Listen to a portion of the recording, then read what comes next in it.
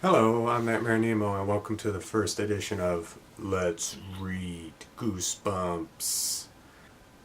This is something I'm going to try out. I thought that was a cool idea. I started to get a bunch of these Give Yourself Goosebumps, the Choose Your Own Adventure Goosebump books, and just basically just go in cold and just, read to you how the story is progressing and just tell you like, okay, these are my options, and then see what happens. And if I get abandoned and it happens, I'm gonna try to set some ground rules. So like, if I reach like two bad endings, then I'll stop the playthrough, and maybe we'll revisit it if we don't get that really good ending that we're looking for. And so this is the book we're doing today. Read everywhere you choose to scare. Curse of the Creeping Coffin. And there's the back there. So they're real deadheads, what it says on the back. And they always advertise that there's 20 different scary endings. And a lot of times the fun stuff is the bad endings because they're really funny. So let's go ahead and start off. So, you can't believe it. You stare out the window at the creepy cemetery in your grandmother's backyard. The graves are moving. You're sure of it. Then you turn to see an even more frightening sight. Your grandmother's house is haunted by ghosts. Lots of ghosts. Evil ghosts who want you. Why are the creeping coffins creeping? Do you stay to find out, or do you race home, even though a terrifying ghost is waiting for you there too? If you stay, you discover that the coffins are spelling a message in the graveyard, a message that spells out your doom. Unless you can find the ghost who is the keeper of the sword, steal that sword and plunge it into the grave of the MPG. What's an MPG? You'll have to find out yourself, but hurry, the ghosts are moving closer and closer. You're in control of this scary adventure. You decide what will happen and how terrifying the scares will be. Start on page 1, then follow the instructions at the bottom of each page. Make choices. So take a deep breath, cross your fingers, and turn to page 1 now to give yourself goosebumps. I'm bored, you moan. I'm so bored I could eat flies just to see how they taste. Okay. Flies have germs, your grandmother replies. It is a hot, sticky day in the middle of July. You plop down into a creaky old chair in your grandmother's kitchen. Your parents dropped you off yesterday before they left for their vacation, and already you could die of boredom. Your grandmother's old dog, Sparkle, yawns loudly. He crawls under the table. Moments later, he begins to snore. I know just how you feel, Sparkle, you say. You sigh loudly. Why don't you go outside and find something to do, your grandmother suggests. She looks up from the pie she's baking and nods toward the backyard. Go out there, you think. Enter her backyard? No way! You glance out the window. It's probably 90 degrees in the shade, but you shiver. Your grandmother's house is right in front of an old cemetery. Rows and rows of old crumbly tombstones sit just below the edge of your backyard. That's not what scares you. What scares you is that the tombstones have been moving. You need it right now after you arrived yesterday. You saw the tombstones from your bedroom window on the second floor. You could tell some of the graves had cool carvings on them, so you decided to go outside and take a closer look. But when you entered the graveyard, something was different. Strange. Some of the graves were out of place. Nah, it can't be, you told yourself. Graves don't disappear. But still. From your bedroom window, you could have sworn that there were 6 or 7 graves in the back room. The back row. Now there are only 3. Nah, you must have counted wrong. You decided to forget it and went to bed. But when you woke up this morning, you glanced out the window. The coffins had moved again. Now there were 10 in the back row, and the middle rows seemed more crowded.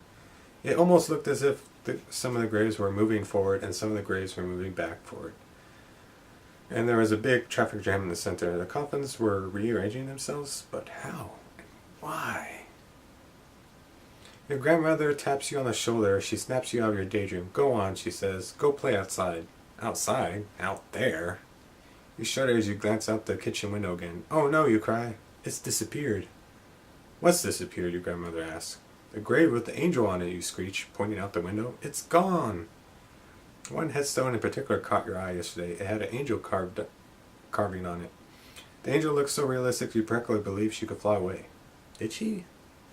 Your grandmother peers out the kitchen window. Don't be a goose, she scolds. That tombstone is still there. You don't answer her, you can't. Your heart is pounding crazily as your mouth has gone dry. You bolt out the back window. You got to see for yourself. But in the grave you discovered that your mother is right. The tombstone with the angel is gone. It just moved. It hasn't been on the last row. Now it's up front. I'm losing my mind, you think. Losing it completely. Or are you? Ooh, we'll see. Okay, so you can run back into the house shouting. You run back into the house shouting. Grandma, you yell. That grave with the angel on it. Your grandmother interrupts you. You don't have to shout, dear. The angel? She looks up from pie crust. That's a nice one. Let me see who's buried there. Oh yes, that's Elvira Martin's grave. Before you can explain about the moving gravestones, a voice on the far side of the room makes you jump. The name is Elvira Martin. The voice says sharply, not Elmira. You never could get my name right. Your mouth drops open. A strange woman now stands in the doorway that leads from the kitchen into the hall. A very strange woman, because she isn't living. She isn't a living, breathing woman. She's a ghost. Grandma, they begin. But from the way your granny is humming to herself, you can tell she doesn't hear or see this very visitor. And though you stare at me, you little wretch, the ghost says, pointing at you, or you'll be sorry. What are you gonna do? Suddenly, you're living in a haunted house. Okay, so that's basically our intro, and we're finally given a choice. So, we got two choices. One, if you run outside, turn to page 18. If you talk to the ghost, turn to page 25. So, this ghost is pretty scary. I'm going to run outside because I'm afraid she's going to do something unsavory to me. I'm going outside. You stutter. That's nice, your grandmother says, returning to her baking. And when you come back in, I hope you stop being so silly. She still doesn't notice the ghost in the doorway. You back up toward the door to the porch. You keep your eye on the ghost the whole time, and she keeps her glowing eyes on you. As soon as your hand reaches the doorknob behind you, you turn, fling open the door, and bolt. But just as you start down the back porch steps, two hands grab your ankle. Ah! You cry as you trip. You sprawl head first down the stairs. Land on page 39. Ouch! You land face down at the bottom of the steps. Good thing it wasn't a long flight of steps. You're only bruised and scratched. You scrape your chin, but nothing's broken. Ha ha ha ha ha, you hear a boy's voice say. You turn toward the voice. You want to see the jerk who made you trip. Hey, wait a minute. There is no jerk behind you. You blink to be sure. Yep, you're sure. There's absolutely no one standing at the top of the stairs. Or anywhere else. Turn to page 44. Ha ha ha. The boy's voice taunts again. Gotcha, a girl's voice joins in. Right in front of your amazed eyes, a boy and a girl slowly begin to materialize. And that rhymes. That's cool. When they finally take shape, you can see that they're teenagers. But teenagers from a long time ago. The boy is dressed in a funny-looking black suit with a frilly white shirt and shiny black shoes. The girl is wearing a long, old-fashioned white linen dress. Her hair is braided and the braids are wrapped around her head 3 times. The boy and the girl look almost solid, but not quite. You can see right through them. Boo! They shout at the same time, then they double over with hysterical laughter. Their heart is still pounding wildly. Is this really happening, or are you dreaming? Okay.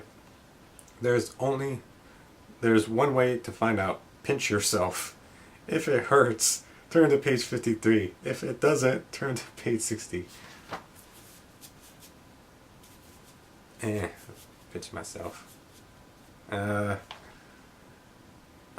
it kind of hurts, I guess. Why wouldn't it hurt? No doubt about it, you are definitely awake. This is really happening, which means you are face to face with 2 teenage ghosts. You stand up and brush yourself off. Who are you, you ask, trying not to let your voice tremble. What do you want? What are you doing here? I'm Jane Luckmeyer, the girl ghost says, and this is my dearly beloved twin brother John. And the name Luckmeyer is totally a real last name. John bows deeply, then he sticks out his tongue. Oh, John, Jane cries. This will be so much fun. Yes, dear sister, John answers. We haven't had anyone to torment in ages. An eternity, Jane agrees, but I've spent the time thinking of ever more horrible tricks and tortures. You don't like the sound of that. Could these two creeps have something to do with the creeping coffins? I don't know. Tell me something, you say, hoping you sound casual. Why haven't the coffins been moving around? But the twins don't answer to you. Instead, they cackle horribly and grin at you. Yeah, this is not a good idea. I don't have a good feeling about this one. The Luckmeyer twins float down the steps toward you. They both have an evil glint in their eyes. Uh-oh. These two spell trouble. Double trouble. Run, you tell yourself, but which way? If you run away from them, you'll be running straight toward the graveyard. But your only way back into the house is by getting past the Luckmeyer twins first. They're floating closer and closer to you, and John is hiding something behind his back. You freeze. You can't decide what to do. You know John is up to something. And you know you better not stick around to find out what it is. But which way should you go? Don't think. Run! If you run toward the graveyard, turn to page 93. If you try to slip past the twins and back into the house, turn to page 108. How hard can you get past a bunch of ghosts? You know, just go right through them, right? So let's go ahead and do that. I ain't afraid of no ghost. You run up the steps, starting sideways to get past John. But he grabs you with one hand. Whoa, for a see-through guy, John is strong. And his other hand, he dangles a ghostly snake before your eyes. What? Yikes! The snake hisses in your face. Its fangs drip ghostly poison. Okay. John and Jane laugh at your terrified expression. John shoves the hissing snake into your face again. Its tongue darts in and out between its razor-sharp fangs. Can a ghost snake hurt you? The pain where John is clenching your arm makes you think it probably can. You swallow hard and lurch away from him. Luckily, he and Jane don't try to follow. With a yank, you pull open your grandmother's kitchen door. Yikes again. That other ghost, Elvira, is standing right there. So you came back, she snarls. You may regret that. She turns and floats into the hall. Then she floats up the stairs. Towards your room! Ah! Follow her to page 49. Okay. You follow Elvira to your room on the second floor. The moment you step into the bedroom, she slams the door. Then she rolls around to face you. Her eyes turn green and begin to glow. You back up, stumbling, and fall into the bed. You little wretch, she says. I don't want any trouble from you. Sparks seem to fly from her flashing green eyes. You shrink back into the pillows. Then Elvira gazes around the room. Yes, yes, she says. This will do nicely. What do you mean, you stammer? Elvira floats toward the bed. She hovers over you. I'm taking over this room now. She yells, Get out! You would love to leave, but you are shaking too hard to get up. Besides, you have to find out what's going on. Elvira is the only one who can explain it to you. Please, you beg. Just tell me why you are here, and why are the graves moving? Shut up, she screeches, and get off that bed. I want to lie down. I haven't slept in a bed in 51 years. Uh-oh, you realize. You aren't just dealing with a ghost here. You're dealing with a ghost in a very bad mood. Oh! You better do what she says on page 72. Okay. You jump from the bed. Elvira lies down, neatly spreading her white satin dress on the covers. Her long red hair fans across the pillow. Ah, she sighs. A real bed. She shuts her eyes. You hope she doesn't sleep too long. You have so many questions to ask, and hope she'll be in a better mood when she wakes up. She dozes for exactly 2 minutes. Then her eyes pop open. You notice they aren't glowing green anymore. Ah, Elvira says, that's better. Now that she's awake, you're not sure how to begin. You're almost too freaked out to speak, but you have to know. Why are the graves moving? You ask, what's going on? It's the curse of the creeping coffins, the ghostly woman answered. We're moving into this house. All of us. All of us? Go. What does that mean? Rush to page 106. So far, not too bad. What do you mean, all of you? You managed to stammer. You asked too many questions. Uh-oh, Elvira's eyes flash green again. Don't get in our way, and maybe we'll let you live. She soars up over your head and glares down at you. And don't you go talking to that ghost hunter. McFarlane either of our ads. In the next sentence, she floats backwards and disappears into the hall. McFarlane? Ghost hunter. You are startled by loud clumping footsteps above you. You glance up at the ceiling. The light fixture is shaking. It sounds as if a whole crowd wearing clunky boots is stomping around in the attic. Who could it be? If you want to find out about McFarlane, turn to page 16. If you want to find out who's in the attic, turn to page 85. I would like to find about this ghost hunter. Sounds like the most logical thing to do. A ghost hunter, that's exactly what you need. Right? Yeah. But how are you going to find this McFarlane guy? You dash out of your room and run downstairs as fast as you can. You rush back into the kitchen. Grandma, you guess. You're almost out of breath. Do you know what's named McFarlane? Oh, don't go talk to me about McFarlane. She says, that loon, he came around here last month. Told me he thought my house would be haunted soon. Said something about a curse too. Can you imagine that? I don't want to go anywhere near that man. Let's face it, Granny's not going to be much help. So you race into the hall where she keeps her telephone books. You flip through the yellow pages. On a hunch, you look up. Ghost. Bingo, there he is, under ghost exterminations. Yeah, sure. McFarlane, ghost hunter. There may be hope after all. As long as you can get out of the house before Elvira finds out what you're doing. Shh. Tiptoe out the door on page 33. Luckily, everything in your grandma's small town is within biking distance. 20 minutes later, you're biked over to McFarlane's office, which happens to be located in his garage. You knock on the side door of the garage. Come in, a voice calls. You yank open the door. Wow, you think when you see him? McFarlane has frizzy, kinky blonde hair sticking out all over his head. He's wearing 6 earrings, a nose ring, and a pair of heavy black framed glasses with blue lenses in them. He's about 20 years old. Thought he'd be older. So that's why your grandma didn't like him. He's cool. My grandma doesn't like cool people. What's up? McFarlane asks. You look like you've just seen a ghost. He laughs. Sorry, just a little ghost hunting humor. He explained about Elvira, and that she told you the ghosts are going to take over your grandmother's house. I've been expecting this, McFarlane says, shaking his head. I'm trying to warn your grandmother. Can you help us, you plead? His eyes are hidden behind the blue lenses. You can tell what he's thinking. Will McFarlane help you? Find out on page 37.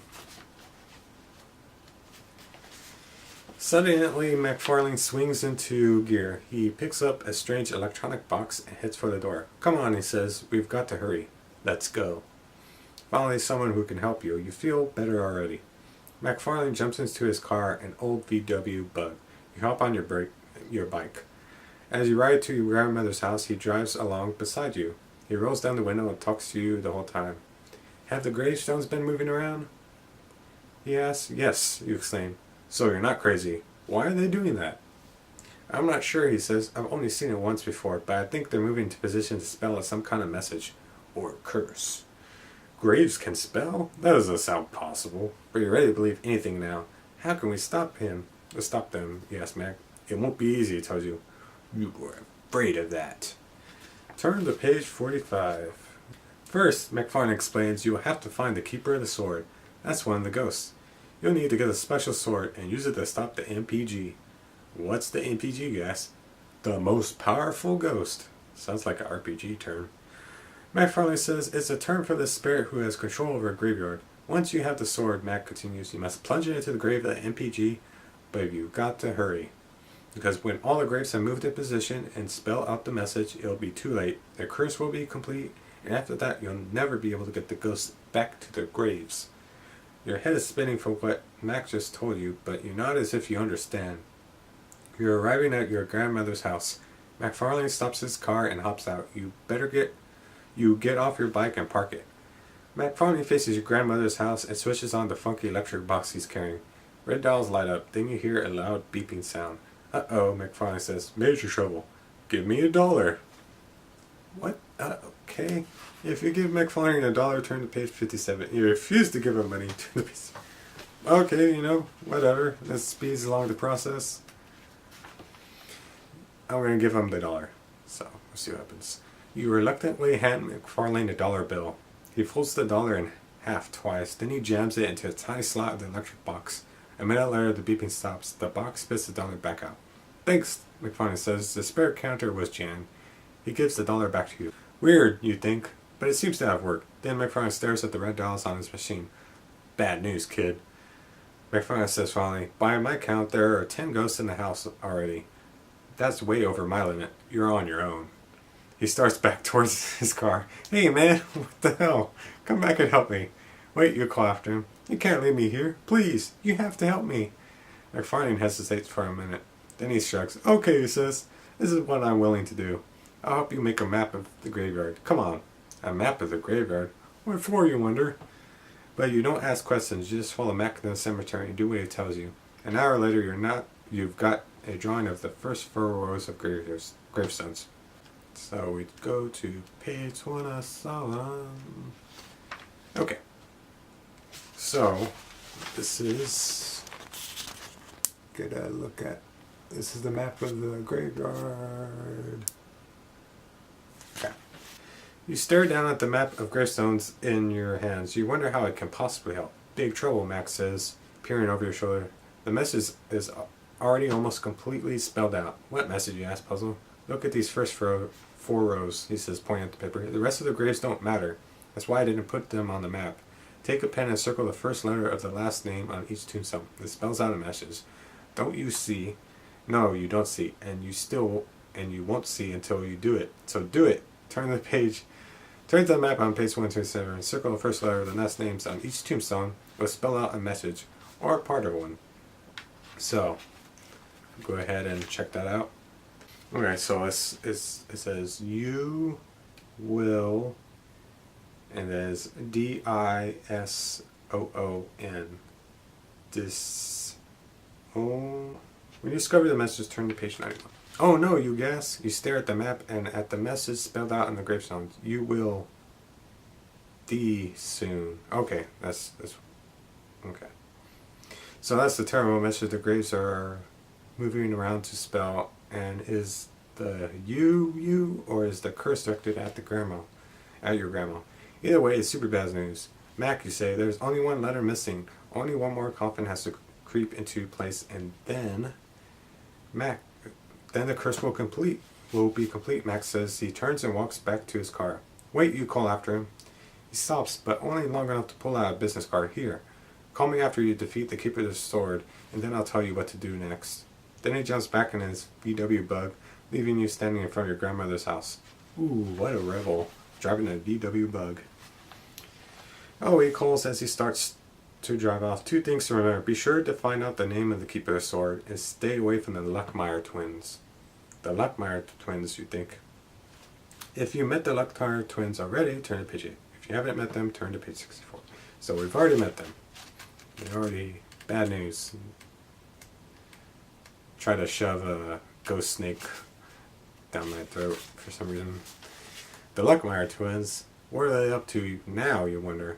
As McFarlane drives off, you notice that the sky is growing dark. Night is falling, and there's a thin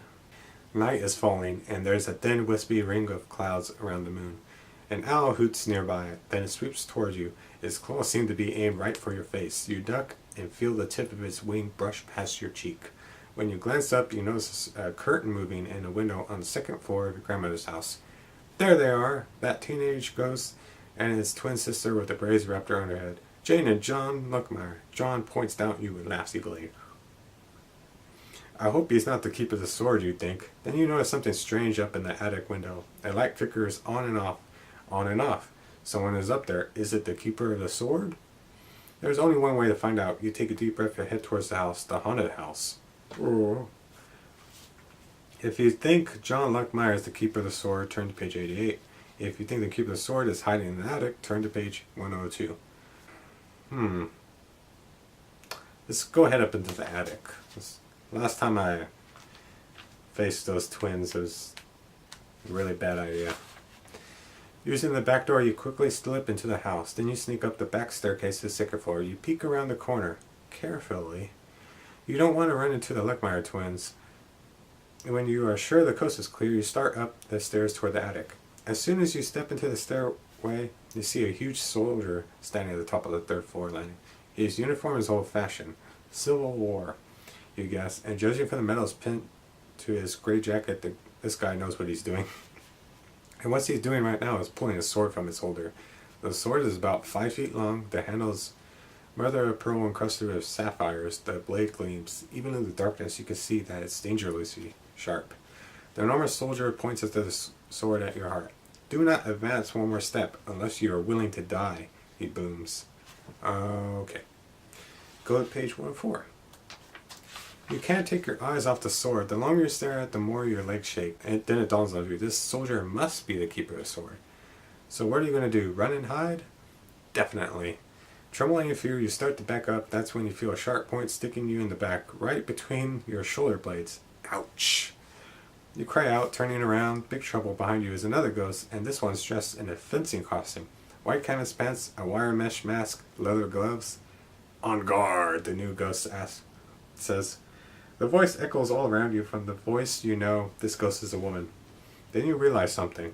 She has a sword too. 2 ghosts, 2 swords, but both dangerous. But only one has the sword you need. Which one?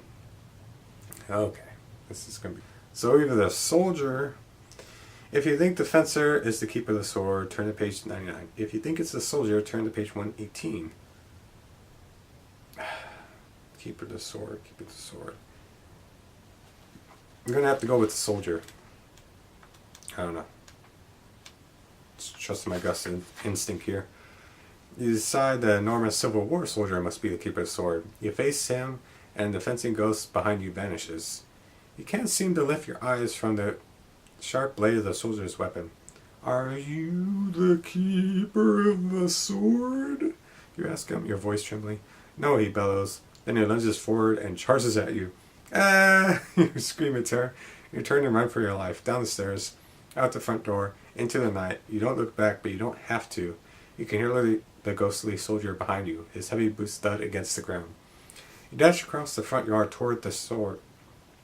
Not toward the sword, toward the road. You manage to put some distance between you and the ghost, but then something grabs your foot. Smack! Your hands hit the gravel at the side of the road as you fall flat on your face. You glance down to see what made you fall, just an old tree root. Prepare to die, the soldier shouts as he stomps toward you. Quick, rush to page 24. I'm turning the pages as fast as I can. The Civil War soldier raises his huge sword. You quickly roll out of the way. The sword plunges into the ground. You scramble to your feet and run as the soldier wrestles the blade out of the dirt. Where can you go? What can you do? Your heart pounds as you race down the road toward town. Maybe you can get help. Maybe the police will drive by. Maybe someone besides you will see a Civil War soldier and do something to save you. Maybe not. You see 2 choices up ahead. There's a small bridge that covers the narrow river. If you run to the bridge, maybe you can hide under it. You can also see a small red barn across the street. It's behind the farmhouse across from your grandmother's house. Another good hiding place. Which is it? The bridge or the barn? Let's hide in the barn.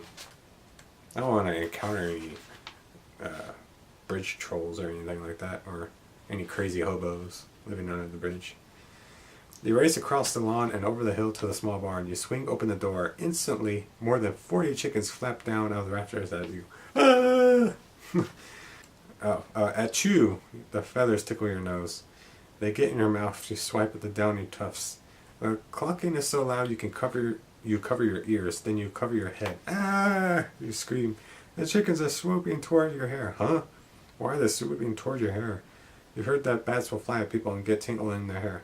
But chickens? There's definitely something weird going on with these birds. Get away from me!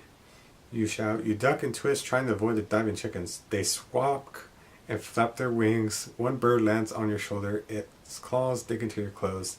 Hey, you yell at it. You try shaking it off, but it clings to you. You notice the other chickens hovering nearby. You reach up to grab the stupid bird, but something stops you. Could it be? Is the chicken smiling at you? You peer closer at the bird. Uh-oh. That chicken isn't smiling. It's baring its teeth. But chickens don't have teeth, and they sure don't have fangs. That's right, fangs? Guess what? These aren't ordinary chickens. These are vampire chickens. And the bird on your shoulder is leaning closer and closer and closer. Chomp! Being bitten by a vampire chicken put you in a foul mood. Oh well, better luck next time. The end. So, that instantly reminds me of... That reminds me of another Give Yourself Goosebumps book, Don't Feed the Vampire, where there's...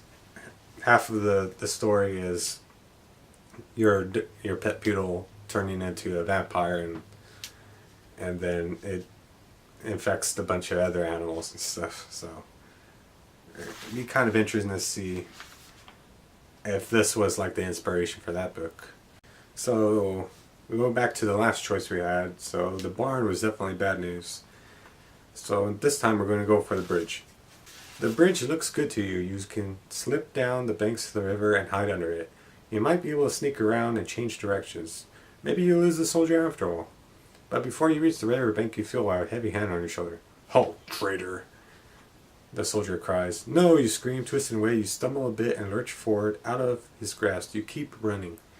Finally, you reach the bridge, but the soldier is right behind you. He swings his sword wildly at you as if to cut off your head. No, you cry again. Jumping backwards. Uh-oh, backwards wasn't a good idea. You just leapt off the bridge, and it's a long way down. Ooh, that hurt. You have a 50-50 chance of surviving that fall.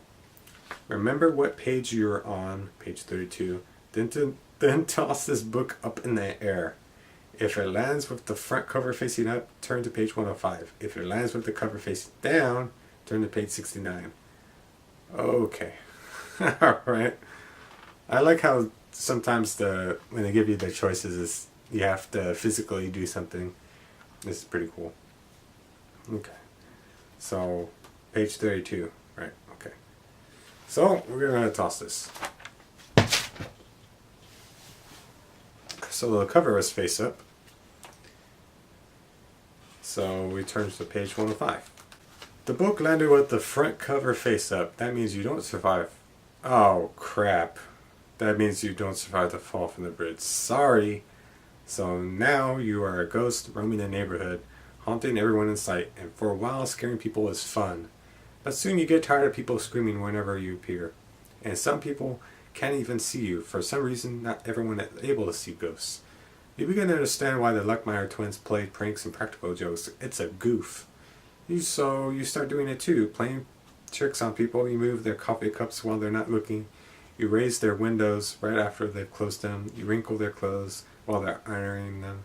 You steal key pieces from jigsaw puzzles when people aren't looking. Then one day you go too far. You do something really evil. You go through a Give Yourself Goosebumps book with a black felt marker and cross off all the page numbers. The only problem is, it was this book, the only one you're in.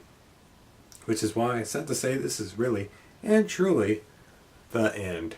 So, we've already reached 2 bad ends. That's going to be it for this playthrough, I guess. So, if you guys want to see more, just let me know. If you have any recommendations of other Give Yourself Goosebumps books that you want me to try out, or, just any cool memories you have of the books, just let me know. And definitely let me know if you want me to do more of these. This is a really fun idea. I wouldn't mind doing more of these. So, unfortunately, we have failed the curse of the Creeping Coffin. But, it's not so bad. Being a ghost playing jokes on people is actually pretty fun. So, it's not so bad. Alright, this is Nightmare Nemo, and I'll see you next time.